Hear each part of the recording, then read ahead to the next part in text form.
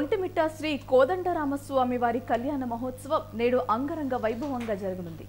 రాములోరి కళ్యాణాన్ని 1,00,000 మంది భక్తులు ప్రత్యక్షంగా వీక్షించేలా ఆలయ అధికారులు అన్ని ఏర్పాట్లు చేశారు.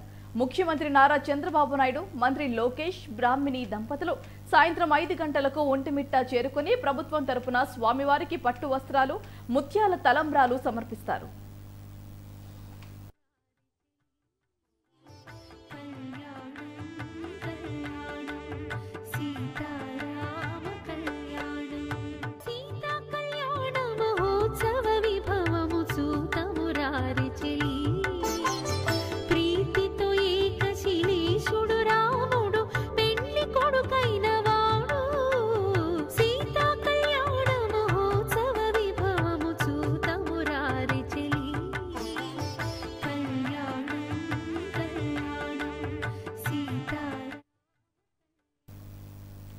ఒంటిమిట్ట శ్రీ కోదండరామస్వామి వారి కళ్యాణ మహోత్సవం నేడు అంగరంగ వైభవంగా జరగనుంది.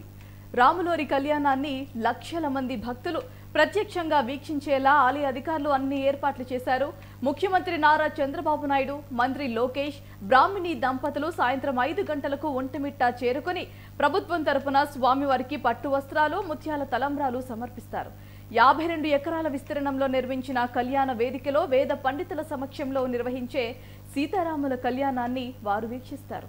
భక్తులు కూర్చునేందుకు కళ్యాణ వేదికకు ఇరువైపులా 147 గ్యాలరీలను సిద్ధం చేశారు. అలాగే 13 భారీ LED స్క్రీన్స్ ను కూడా ఏర్పాటు చేశారు.